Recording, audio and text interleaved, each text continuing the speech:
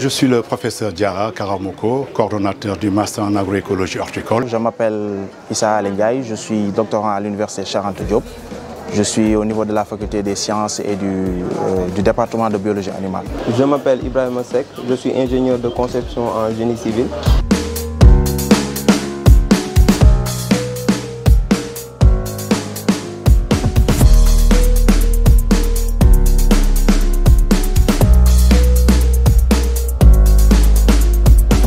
Je voulais vous présenter donc le projet Envol qui s'insère dans le cadre du programme CORUD en partenariat avec la Fondation UCAD et donc l'appui de FH.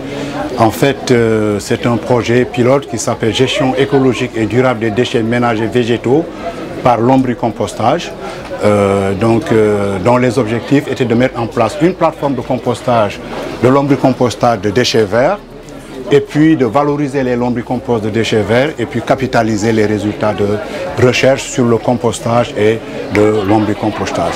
Donc plusieurs activités ont été déroulées et les résultats suivants ont pu être obtenus, notamment la mise en place d'une plateforme de compostage et de tri de déchets qui joue un rôle pédagogique.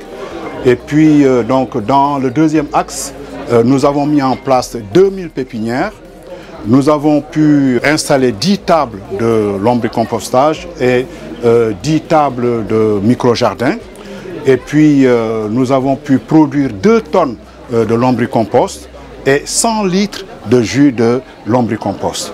Et du point de vue de la capitalisation à l'échelle des mémoires, nous avons pu produire donc 4 mémoires qui ont porté donc sur les méthodes de valorisation donc du lombricompost sur les légumes, feuilles, fruits et racines. À travers un partenariat avec FH, l'Université Cheikh Anta Diop et la Fondation UCAD, on a pu mettre en place un projet qui consistait à valoriser les déchets végétaux par lombricompostage.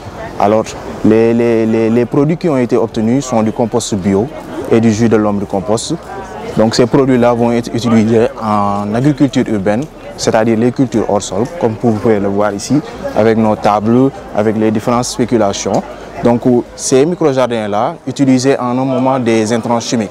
Donc on a proposé comme alternative d'utiliser des trucs bio. L'essentiel de ce projet pourrait nous permettre donc de mettre en place des startups, c'est-à-dire des startups sur la production de compost, sur la production de pépinières, sur la production de jus de lombricompost, entre autres. Ce projet consistait à trouver une façon de valoriser le phosphogypse, qui est un déchet industriel produit par les ICS.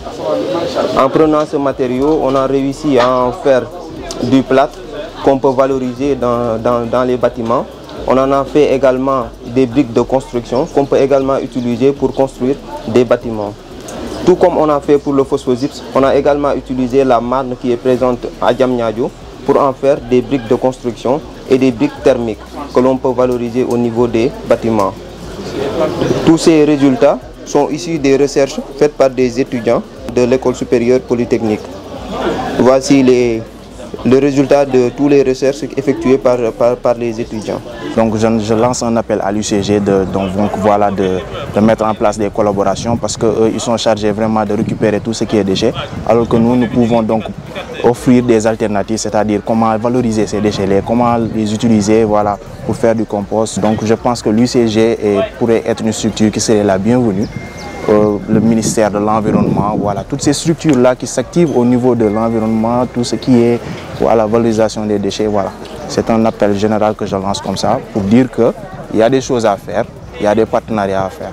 C'est un programme extrêmement intéressant et je voulais donc profiter de l'opportunité qui m'est offerte pour vraiment remercier l'ensemble des partenaires, le professeur Ngor Faye, responsable du programme Envol, El Hadj Mbaye Gueye, donc le directeur de la Fondation UCAD, le professeur Souley Wade, qui est le responsable du CORUD, donc la professeure Aminata Diène, et directrice de la recherche et de l'innovation, sans oublier bien entendu le recteur de l'université Cheikh Anta Diop.